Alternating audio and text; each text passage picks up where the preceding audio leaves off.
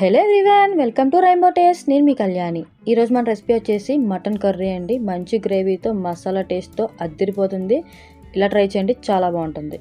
ఇప్పుడు gravy masala prepare చేసుకుందామండి. దానికోసం మిక్సీ జార్లో 5-6 వెల్లుల్లి, అలాగే 1 ఇంచు అల్లం, 2 ఇంచుల దాల్చిన చెక్క ముక్క, ఒక 10 లవంగాలు, 2 యాలక్కాయలు, 1 స్పూన్ జీలకర్ర, ఇంకా దాంట్లోనే 1 స్పూన్ గసగసాలు, అలాగే 1 స్పూన్ ధనియాలు వేసి వాటర్ సహాయంతో మెత్తగా పేస్ట్ చేసుకోవాలండి. ఆ పేస్ట్ ఎలా అంటే వెన్నెల మెత్తగా ఉండాలన్నమాట. ఇప్పుడు దీన్ని పక్కన పెట్టుకుందామండి. మీరు కనుక ఫస్ట్ టైం నా ఛానల్ చూసినట్లయితే నా ఛానల్ సబ్స్క్రైబ్ చేయండి, షేర్ చేయండి, లైక్ చేయండి, పక్కనున్న బెల్ ఐకాన్ని క్లిక్ చేయండి. ఇప్పుడు కుక్కర్ పెట్టుకుంటున్నామండి. కుక్కర్లో ఆయిల్ వేసుకుంటున్నాను. ఈ ఆయిల్లో తరిగిన ఉల్లిపాయలు వేసుకుంటున్నాను. ఉల్లిపాయలు వేగేంత వరకు కూడా కలుపుకొని చక్కగా వేగనివ్వండి. నాకు వేగిపోయిన చూస్తున్నారు కదా ఉల్లిపాయలు. ఇప్పుడు పక్కన పెట్టుకున్న పేస్ట్ దీంట్లో వేసుకోవాలండి. ఈ పేస్ట్ కూడా ఈ ఆయిల్లో ఫ్రై అవ్వాలండి. కొంచెం ఫ్రై చేసుకోండి.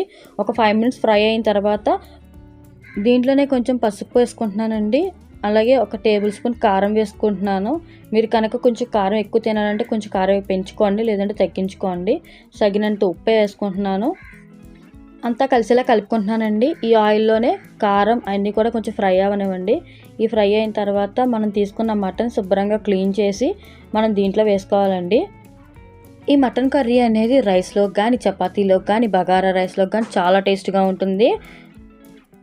ఈ గ్రేవీలో వేసిన మటన్ అంతా కూడా బాగా కలుపుతున్నామండి. అందువలన మనకి ఉప్పు కారం అంతా కూడా మటన్ పీస్కి చక్కగా పడుతుంది. అంతా కలిసినలా కలిపిన తర్వాత నేను దీంట్లో 1 గ్లాస్ వాటర్ వేస్తున్నానండి, మటన్ బాగా కుక్ అవ్వడం కోసం అనేది. నేను ఇది బాగా కలుపుకుంటున్నానండి. ఒకసారి కలిసిన తర్వాత కుక్కర్ మూత పెడుతున్నాను. నేను 10 విజిల్స్ రాణిస్తున్నాను. నేను మీకు 10 విజిల్స్ వచ్చిన తర్వాత మనకి మటన్ ఇలా ఉడికిపోయిందండి. చక్కగా మటన్ అంతా ఉడికిపోయింది, కాకపోతే వాటర్ ఉంది. మనం ఈ టైంలో సాల్ట్ చూసుకుని అడ్జస్ట్ చేసుకోవచ్చు. నీళ్ళంతా కూడా సిమ్లో పెట్టుకుని ఎగిరించుకోండి. అంతే, మన టేస్టీ ఎమ్మీ అయిన మటన్ కర్రీ రెడీ అయిపోయినట్టే. మీరు కూడా ట్రై చేయండి. ట్రై చేసి మీకు ఎలా కుదిరిందనే విషయం నాతో కామెంట్ బాక్స్లో షేర్ చేసుకోవడం అసలు మర్చిపోవద్దు. Thank you.